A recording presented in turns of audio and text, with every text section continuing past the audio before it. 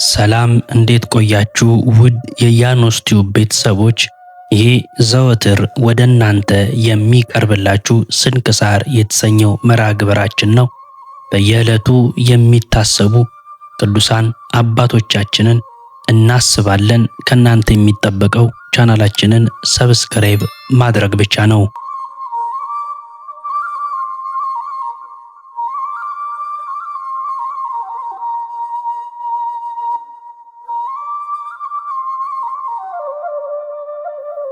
አንድ አምላክ በሚሆን በአብ በወልድ በመንፈስ ቅዱስ ስም ሚያዝያ 21 በዚህች ቀን አምላክን የወለደች የእመቤታችን የከበረች ድንግል ማርያም የበዓሏ መታሰቢያ ነው። እርሷ ወደ ተወዳጅ ልጇ ስለ ሰው ልጆች ትማልዳለችና ስሟን ለምንጠራ ለኛ ኃጢአታችንንም ያስተሰርይልን ዘንድ ስለዚህም በየወሩ ሁሉ መታሰቢያዋን ልናደርግ ይገባናል። ልመናዋ በረከቷ ከሁላችን የክርስቲያን ወገኖች ጋር ለዘላለሙ ይኑር አሜን።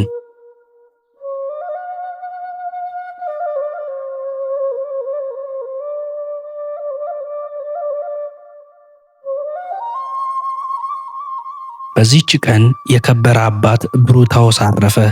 ይህም አባት የአቴና ሀገር የሆነ ከምሁራን ጥበበኞች አንዱ ነው።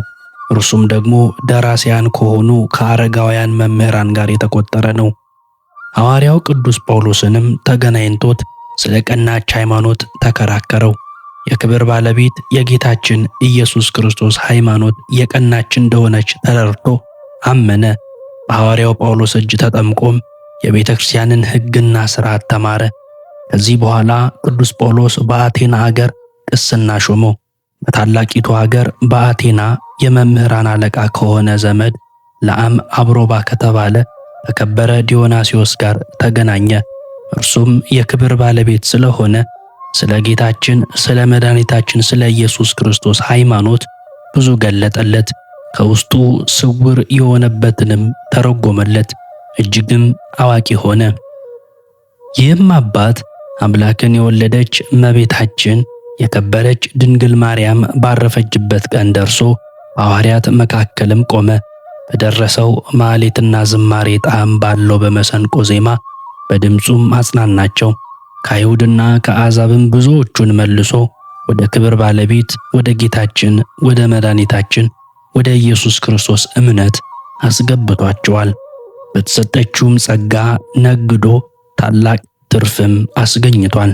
ሐዋርያትም ኤጲስቆጶስነትን ሊሾሙት በፈለጉ ጊዜ ጌቶቼ ይቅርታ አድርጉልኝ፣ እኔ ለዚች ለከበረች ሹመት አልበቃሁምና የቅስናም አገልግሎት ልፈጽም አልቻልኩምና ተውኝ ብሎ ማለዳቸው። በእውቀቱና በሥራው ሰማያዊ ሀብትን ተቀብሎ ወደ ክብር ባለቤት ወደ ጌታችን ወደ አምላካችን ወደ መድኃኒታችን ኢየሱስ ክርስቶስ ሄደ።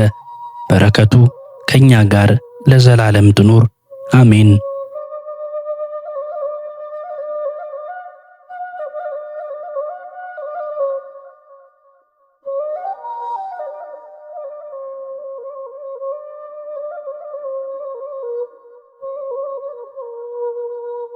በዚህችም ዕለት የከበሩ አካርክስ የቀሪስና የይወራስ መታሰቢያቸው ነው። በረከታቸው ከኛ ጋር ለዘላለም ይኑር አሜን። በዚህችም ቀን በጎ ስም አጠራር ያለው የከበረ አባት የሐዋርያት አምሳል ሃይማኖትን የሚሰብክ የአባ ዕንባቆም መታሰቢያው ነው። ይህንንም ቅዱስ በአባ ጴጥሮስ ዘመን ይሄውም የክርስትና ጥምቀትን ያጠመቀውና ያስተማረው ነው። እስከ አባታችን ተክለ ሃይማኖት ገዳም ድረስ እግዚአብሔር ከሩቅ አገር ጠራው። ከዚያም የምንኩስና ልብስን አለበሰው። ከዚህ በኋላ በአባታችን በአቡነ ተክለ ሃይማኖት ወንበር ለመሾም እስከተገባው ድረስ በበጎ ገድል ሁሉ ሊጋደል ጀመረ። ከ11 መምህራንም ውስጥ ተቆጠረ። ብዙ መከራ፣ ስደትና ድካም ከተቀበለ በኋላ ወደ ወደደው ወደ እግዚአብሔር ሄደ።